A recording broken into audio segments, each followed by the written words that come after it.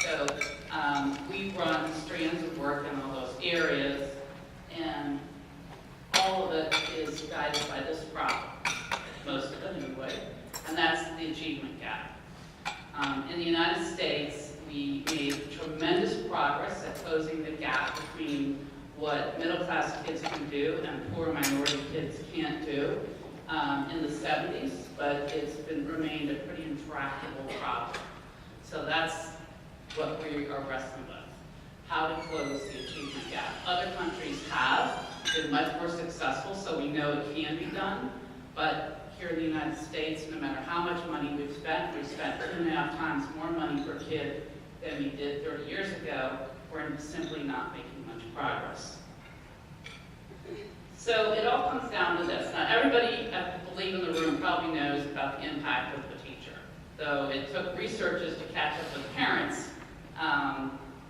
researchers realized about 15 years ago that teachers have more of an impact on kids than anything else a school could do or anybody else outside of the home. The home still matters the most, but if we are going to have any chance of closing that achievement gap, it's got to come from teachers. So here's our problem. If you look at how teachers perform and how they contribute to student growth in the classroom, roughly 15% of them, roughly 15% of them can add about 1.5 years worth of value in a single year. That's a really great teacher, okay? And at the other end of the spectrum are the teachers who are very weak in the classroom and who are only adding about half a year's growth in the classroom. And then most of the teachers in the middle, of course, goes by that saying, most teachers who are average add 1 year's growth in any given year. So what we've got to do if we're going to close the achievement gap is to figure out how to get a lot more exceptional teachers in the classroom, those who can add 1.5 years growth in a single year. Tough job. Okay, so your odds of getting assigned one of those really exceptional teachers in the current teaching force is about 1 in 7.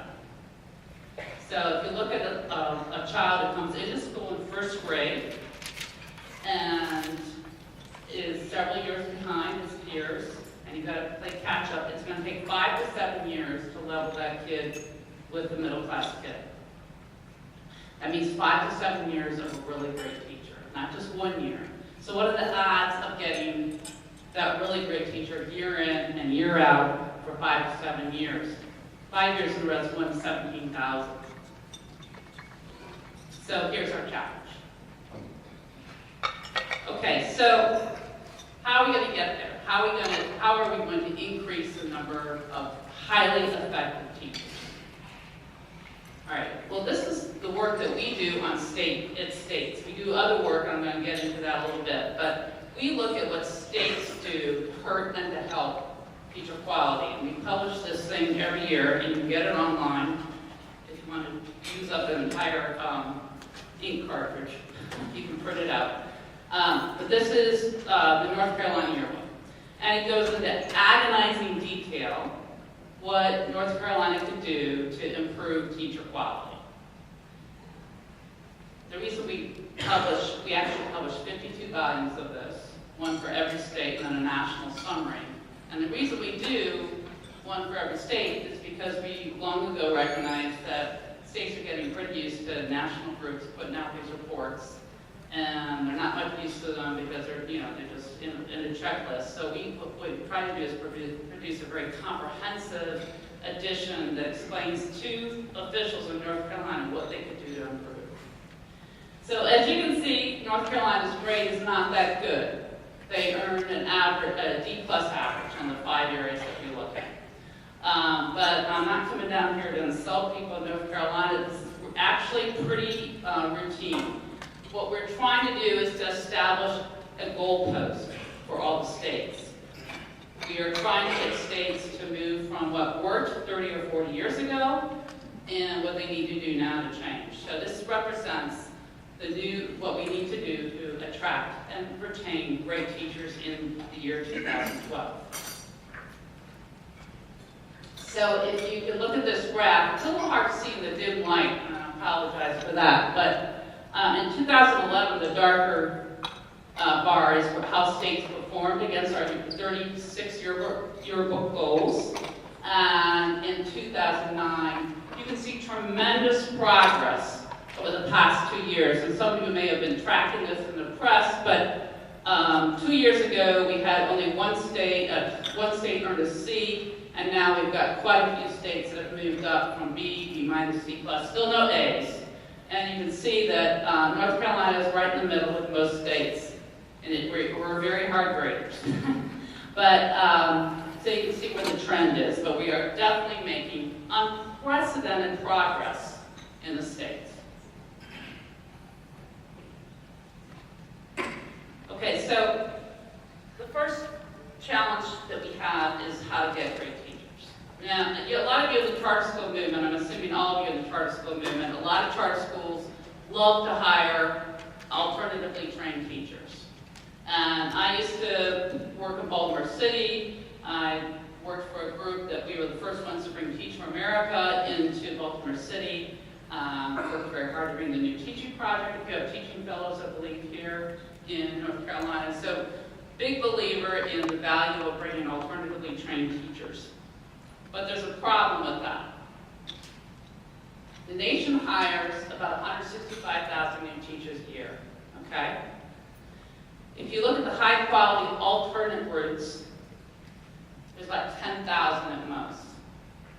So if we think we're going to solve the nation's supply of teacher quality, we're not going to do it through alternate routes, at least not in its current form. Teach for America actually accepts every person they think will be successful in the classroom. They are not turning people away who they think are qualified.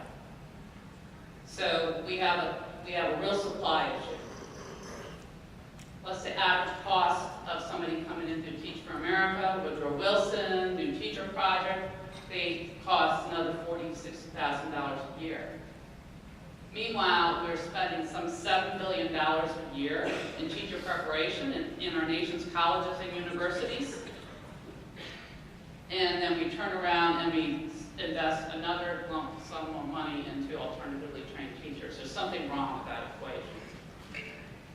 So if we want to improve teacher quality, we simply are going to have to focus on improving the quality of preparation provided by the institutions that are training most of the nation's teachers. Okay, so here's the teacher pipeline. Just sort of quickly, three parts to this that we need to address. One, who's going in. Now, I can tell you who's going in is not who was going in 30 or 40 years ago. Who was going in 30 or 40 years ago?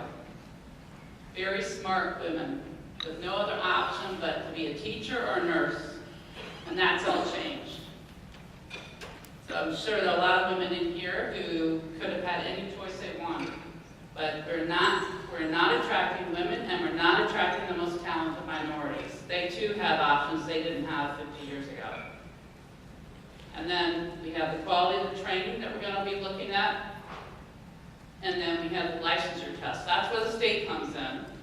And I think that's where I think North Carolina has a lot of work to do. Okay, if you look at selectivity, we're doing a pretty good job with high school teachers. I'm going to read this a little bit for you in the back. But if you look at, this is the average SAT score, which is a pretty good indicator of teacher talent. All right, who is talented, who's coming into the profession, who has a strong academic background. That actually does have an impact on teacher effectiveness. People with higher scores in SAT and ACT do tend to be more effective in the classroom. So it does matter, in spite of what you might hear from other people. So, the average SAT score is 542. High school teachers are at or above, especially if they're teaching science and math, at or above the average SAT. But what we're consistently drawing from the bottom quartile of college attendees is elementary teachers. So they're probably the lowest of any profession, next to social work. Okay, and then once they get in, it's very easy to get in. It's actually easier to get into some education schools in every state, including North Carolina. There are education schools which have lower academic standards than they have for their college athletes. So there are education schools where it's easier to get into that school than it is to play college football. And that's true in every state, not all education schools, but there are some education schools, and unfortunately, there are often the education schools that are feeding into the poorest schools. Okay, so here's the rigor. Speak to the rigor. You often hear about becoming an education major is an easy way to get through college. And this speaks to, this is some work done by University of Missouri researcher Corey Codell. And what he did is he looked at the average GPA of all the students on campus, all the science majors, the chem pre-med, pre-law, whatever. And what he found consistently was that they hovered all around the same area, like 2.9, 3.1. Everybody had consistently the major, except for education majors. They stood out, where the average GPA was much higher. So this speaks to either the fact that everyone going into schools of education is a lot smarter than everyone else, but we already know that's not true. So we can only conclude that the coursework that they're being asked to achieve, the course that they take, is not sufficiently difficult. Okay, and this is what I think is probably the most damning evidence of the problem we have on hand. Here, this shows the average performance of a teacher depending on how they were trained. So a teacher who was traditionally trained, who went through a 2 or 3 year program. A teacher who was alternatively trained, who goes through maybe a summer, maybe at most a few weeks of mentoring with a student in student teaching, and then some is uncertified. You see absolutely no difference between what they're able to do when they get in the classroom. I think this is a scandal. You should not be spending 2 or 3 years getting ready to teach and not go into a classroom and knock the socks off of other people. But that's what we have in this country. Teachers are going through their training and getting so little value out of it that they walk into the classroom with the same issues, the same lack of preparation as somebody who goes in and spends a summer getting ready to go to teach. And we're spending billions of dollars for this result. And that's why we're so interested in teacher prep. Okay, so our organization has spent the last 8 or 9 years looking at what happens in teacher preparation programs. And the first question we asked was, are elementary teachers learning how to teach reading? There's scientifically based reading research that every single teacher who's in the classroom ought to know. Granted, you might go into a school district that doesn't want to use it, but you at least should know about it. Because we do know it's possible to teach 95% of all kids how to read if we use certain methods. If we don't use those methods, we're doomed to teaching only 60% of kids how to read. So the first thing we did was we went and looked what was being taught in courses that elementary teachers had to take to learn how to teach reading. And this is what we found. Only 15% of the institutions who are preparing elementary teachers in this country are teaching teachers how to teach reading. And that means they're just exposing them to basic principles such as phonemic awareness, phonics, fluency, vocabulary, and comprehension. We did not set a high bar. Several schools in North Carolina were in our sample. This is a sample system, so we're not looking at every school in North Carolina, but these were the schools that happen to be in our sample.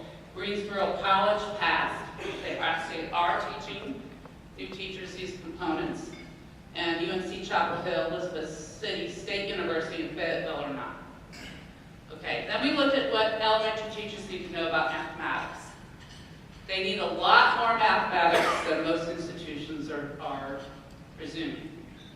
We often see that to become an elementary teacher, you're told you don't need to know anything, but as long as you can add and subtract, you'll be fine. Take any old course on campus or take math for dummies, whatever, you'll be fine. So we went around and looked at schools all over the country to see if they're providing really good preparation in mathematics, the kind they do in other countries. And there's only one state that actually is trying to emulate what the requirements are in other countries, and that's Massachusetts. But again, Greensboro College, which did so well in reading, it failed in mathematics. But across the country, we're finding about 13% are providing that. Now, if we want to look for any reason why this country is performing so poorly in math and science, this might provide a large part of the answer. Elementary teachers are going into the classroom themselves saying they don't like math, they're not good at it, even though they're going to teach it for 20% of the day, or 25%, and this is why. And the last big national study we did is on student teaching. We wanted to find out if institutions were requiring their student teachers to be placed with a good teacher. Let me repeat that. When you put a student teacher in the classroom, you as an institution say, the teacher who's going to be training you for the next 4 months is actually somebody who should be training you. And they know how to mentor.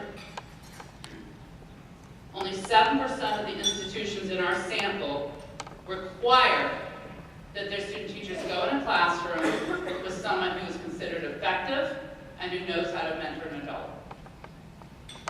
So I think you're seeing a lot of the reason why that graph shows no difference between a traditionally prepared teacher and an alternatively prepared teacher. Okay, so I'm going to go into several things that we think we're looking for in terms of how to improve teacher preparation.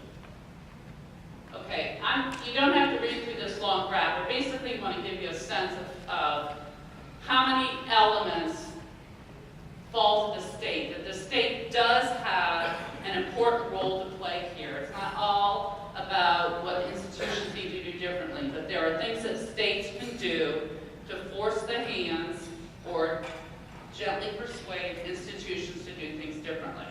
And I'm going to get into that in a minute, and I think North Carolina is starting to move in that direction. So the circles on, here's a little consumer report circles that tells you how close you are to meeting those goals. And that explains why North Carolina has a fairly low goal, low score in teacher prep. But North Carolina should not be singled out. Almost every state looks just like this. So this is not just North Carolina's problem. Okay, so do states verify that new elementary teachers know the science of reading? A lot of states put in standards that say that new teachers need to know the science of reading. In fact, Texas has like the best standards you ever saw. They go into agonizing detail about what a teacher should know about reading. And then we went and studied all the schools in Texas, not just some of them. We studied all of them, and we found that only 17% of the schools were teaching reading according to what state standards said. So what good is it to have state standards? I actually went into a meeting with the guy that runs higher ed governance in North Carolina. And I said, why are you in charge of enforcing these regs? Why aren't any of your schools teaching the science of reading? He said, well, I don't make them do that. It's a matter of opinion. I said, you're the regulator, you're not the legislator. You were told to do this, and you're not. He said, I don't believe in it, so I don't enforce it. So that's the problem with states deciding what institutions should teach. Because if they're not willing to enforce it, and institutions don't believe in it, everybody just sort of looks the other way. So the only way a state can really enforce the teaching of reading is to require a really good test. And we've seen in the past few years, Wisconsin, we never thought Wisconsin would do this. They just mandated a licensing test of reading. And I understand that North Carolina is just about to do the same. So this is really good news for North Carolina. And it is the only way to ensure that elementary teachers are going to arrive in the classroom ready to teach. Okay, how about mathematics? We basically spent 2 or 3 years working with math experts. The typical elementary teacher will need 3 strong courses teaching the conceptual knowledge of the mathematics topics. So you really do need math courses for teachers. I never thought I'd say that. I always thought, oh, they should just take a good college math course. But as it turns out, to become a really good elementary math teacher, you really need to know have a very conceptual understanding of what a fraction is and how kids can make mistakes with it. So there's a lot of complicated things in there that I confess I'm the victim of very bad math instructions. So don't ask me much more than what I've just told you. So most states are not requiring that are not requiring a test that really is going to measure that knowledge. And I understand, again, North Carolina is moving in this direction, and it is to be highly commended because it is, if it does move this way, it'll be a pioneer state. Most states have not fully grasped the importance of making sure that elementary teachers get strong content knowledge in mathematics. Okay, so the biggest change coming down the pipeline is the Common Core. I don't know how many of you, I sort of, have been part of the group saying, oh yeah, this is a big change, and not really appreciating it. And I've had an opportunity to do some work myself recently, looking at what new teachers are going to need to know to teach to the Common Core standards. So I've become immersed in the appendices for the Common Core standards. So I've really gotten to know this inside out. This is a revolution in teaching. People do not, I don't think states had any idea what they were signing up for the most part. This is going to be very big differences. And one of the things we need to know, elementary teachers absolutely need to have strong foundational knowledge in a lot of different topics. So we're going to start teaching social studies. We might even teach a little bit of world history here for the first time in years. There's no question, but for an elementary teacher to be prepared in the Common Core, they're absolutely going to have good foundational knowledge in all of these topics. And right now, actually, North Carolina, I believe, took a step backwards. They did have pretty good standards on what elementary teachers needed to know, and then that changed. I'm not sure what the backstory of that is, but there's nothing that says what elementary teachers have to study while they're in a teacher preparation program, and then they're not particularly tested on it. So you can see that I put up two states to compare it with, in Indiana and Massachusetts. These are two of our better states. So again, this is not an example of picking on North Carolina. Most states do not look good in this regard. Most states have ignored what teachers need to know about their content area, but you'll see two states that have made great progress. And when it's a star there, it means the state did particularly well outlining what a teacher needs to know, okay? And then very quickly, I just want to pick on elementary teachers and what they're not getting. Just to draw your attention. To teach Common Core, you got to know your stuff. So a middle school teacher, middle school teachers are sort of the stepchild teacher. Sometimes we let them go in, teach middle school on an elementary license. North Carolina does not do that, but North Carolina, on the other hand, isn't really prescribing what is a well-trained middle school teacher. So it's not setting out that it needs a strong content knowledge. We usually recommend that a middle school teacher should have 2 minors, just so it's flexible. And then probably a lot of charter schools here have that problem with needing to assign teachers to 2 subjects. So we think it's probably a pretty good idea to have 2 minors. Okay, that is out of order.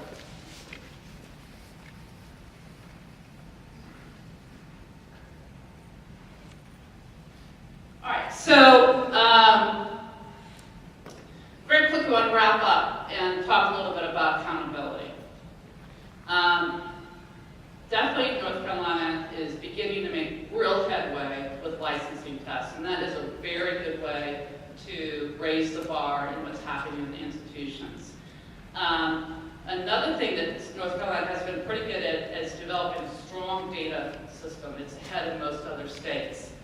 And the reason that's important for teacher preparation is because we're just beginning to figure out how to track teachers, the graduates of the institutions, back to the institution. So the graduates of a college, in to teach, we look at their average performance in the classroom, and we say, okay, this institution that they all graduated from tends to graduate highly effective teachers. This institution tends to graduate really weak teachers, and then the state can use that knowledge to hold them accountable.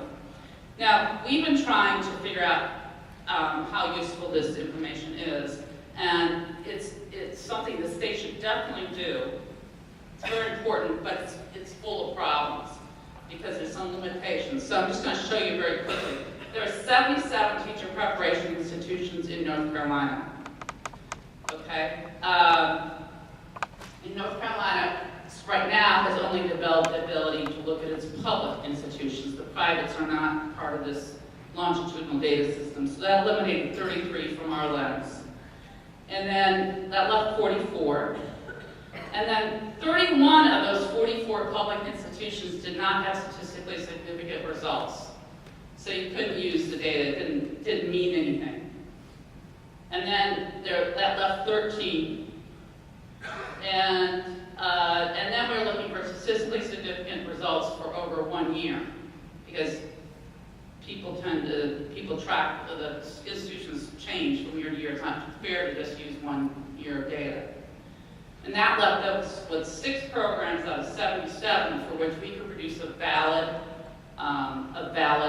measure of whether or not they were effective. So this is the problem with using just value added. It's not going to, even when we perfect this system, it's not going to provide us with as much information as we need. So we also are looking at something else, and this is something that has landed us in a lot of, there's been a lot of press coverage. What we've learned how to do over the past 8 or 9 years is to look at the individual quality of an institution and how well they're doing. So we're looking across 18 different factors, including one is value added. And we want to know how well they're teaching reading, how well they're doing math, whether they're doing a good job student teaching, whether they're learning their content area, whether they'll be ready to teach Common Core. And that work, U.S. News and World Report is going to be publishing that next January and February. Not clear quite yet. So you as a consumer of teachers, new teachers, will be able to look something up and say, okay, this institution does a great, Greensboro College does a great job teaching reading. That's where I want to get my reading teacher. Maybe it's not where I want to get my math teacher. So it provides that level of public accountability that has been such short supply. Right now, all we've had is anecdotal information that this institution does a good job, this one does a bad. So we're hoping that this drives the marketplace. It changes where new teachers will go to get their training, and it changes where school districts and charter schools go to get new teachers. But it's not without a lot of controversy. The schools of education are fighting it tooth and nail. They're very much opposed. The only way we're getting the data that we need is through open records requests. Some institutions in North Carolina are charging too much. It's essentially 20 hours of work, and they're charging several $1,000s to give it to us. So we've had a bit of a fight on our hands. I'm happy to go into more detail if you want, but we will be successful. We are going to be able to get a lot of what we need to report on almost all institutions in the country. Does anybody here know how many institutions there are that are training teachers in the United States? There's actually 1,450. So it's a massive number, And this is all predicated, our study is predicated on what is called the Flexner study in 1910. Those of you who have any medical training might have heard of this.